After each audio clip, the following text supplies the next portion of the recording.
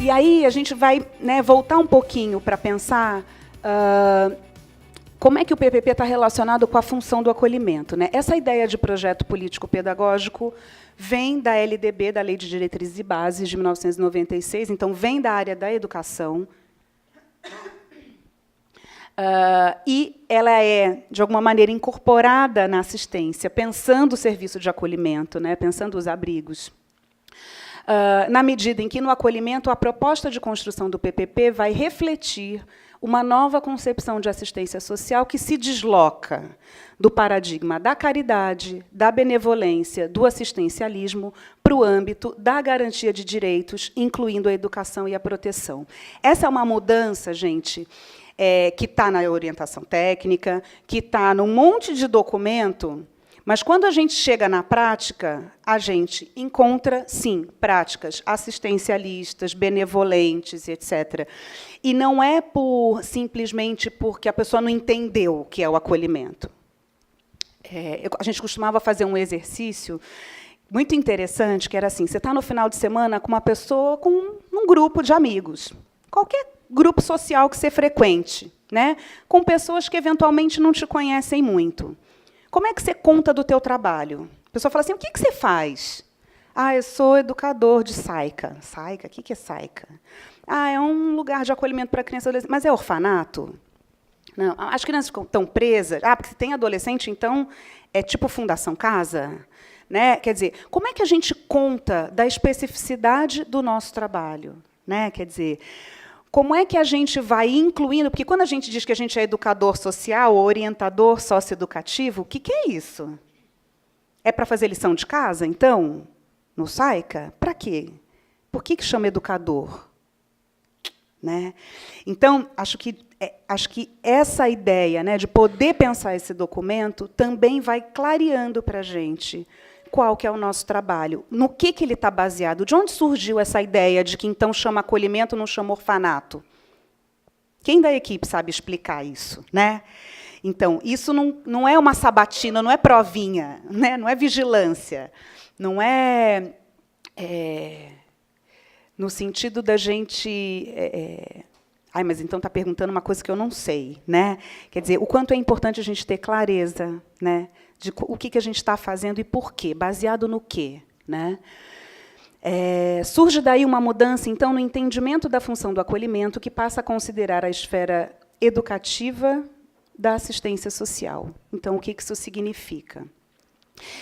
Eu costumo dizer, eu tive muitos embates, assim, eu adoro embates, assim, discussões acaloradas. Assim. Então, quando eu dava supervisão, enfim, a gente, em geral, tinha muitas discussões, eram equipes grandes, enfim, cada um esperando uma coisa da formação e da supervisão.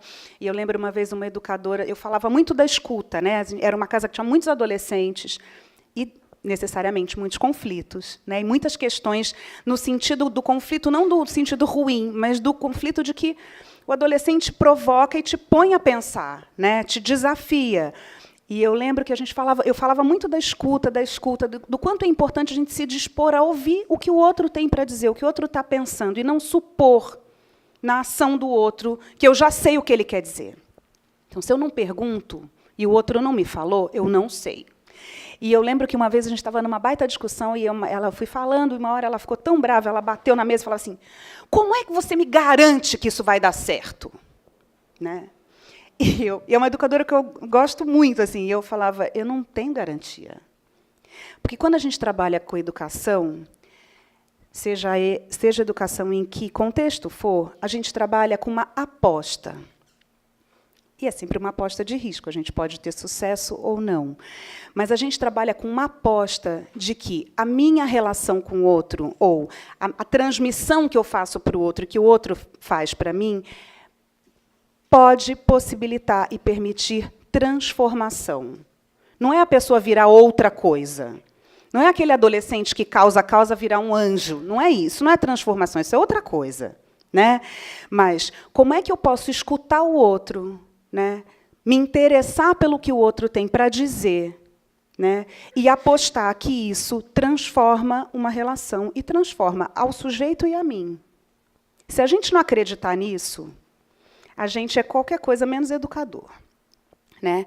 Então, quando a gente trabalha... Senão, a gente vai apertar parafuso, com todo respeito a quem aperta parafuso, mas, assim, a gente vai trabalhar com outra coisa. Quando a gente trabalha com gente, né, com pessoas, se a gente perde essa perspectiva, a gente minimiza, né, os efeitos do nosso trabalho. Né?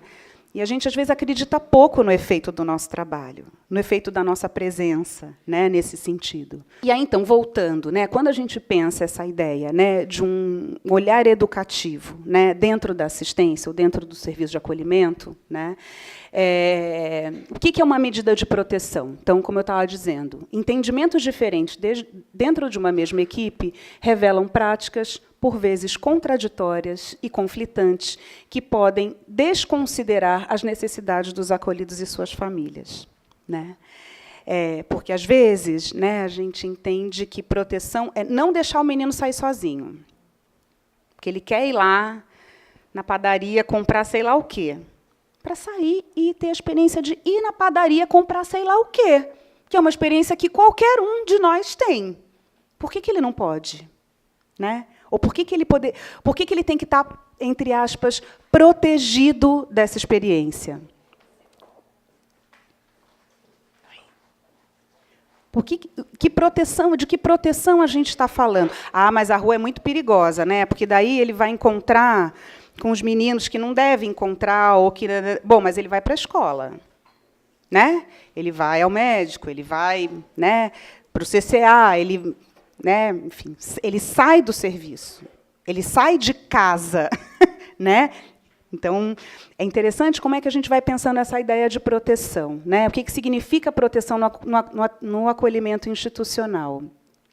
O que se espera, e aí pensando no PPP, né, pensando nessa ideia de proteção, o que se espera do abrigo e não dos acolhidos? Porque, em geral, a gente acaba tendo uma relação com... Né, não só do documento, mas da nossa própria prática com os acolhidos, como se a gente tivesse que consertar, entre aspas, a vida de quem chega no acolhimento, porque a família é desorganizada, porque o menino já usou droga, porque a criança sofreu um abuso. Porque, né? E a gente fica um pouco imbuído, às vezes, dessa tarefa, sem se dar conta, né, de que a gente vai ter que consertar a vida do outro. A gente não vai consertar nada. Não é essa a nossa função. Né? E aí, quando a gente pensa no documento, é assim, o que eu me proponho a oferecer para quem está acolhido, para quem precisou de uma medida de proteção especial. Né? Não vou entrar nem nos motivos do acolhimento, que são muitos e muito discutíveis muitas vezes. Né? Mas o que a gente espera da gente? O PPP faz essa pergunta. O que eu espero de mim neste trabalho? Né?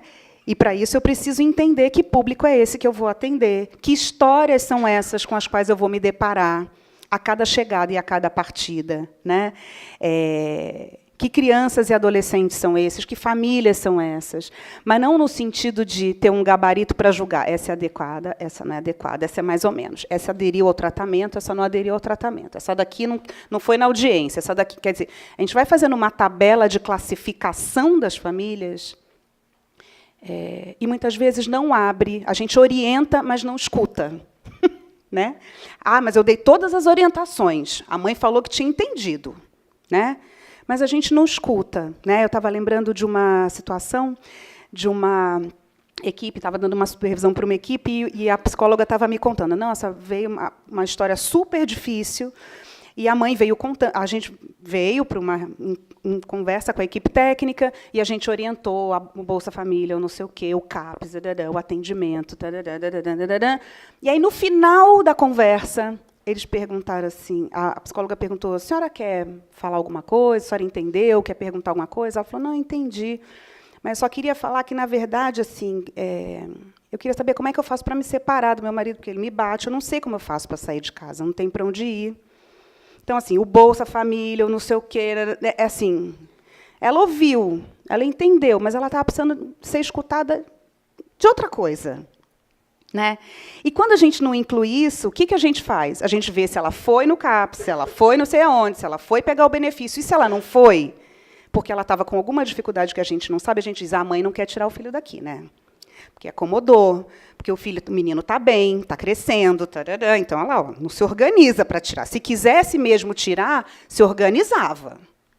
Ou seja, a gente faz um julgamento sem escutar nada do outro, né? Então, acho que é interessante a gente pensar qual é a nossa função, o que a gente propõe como trabalho, né?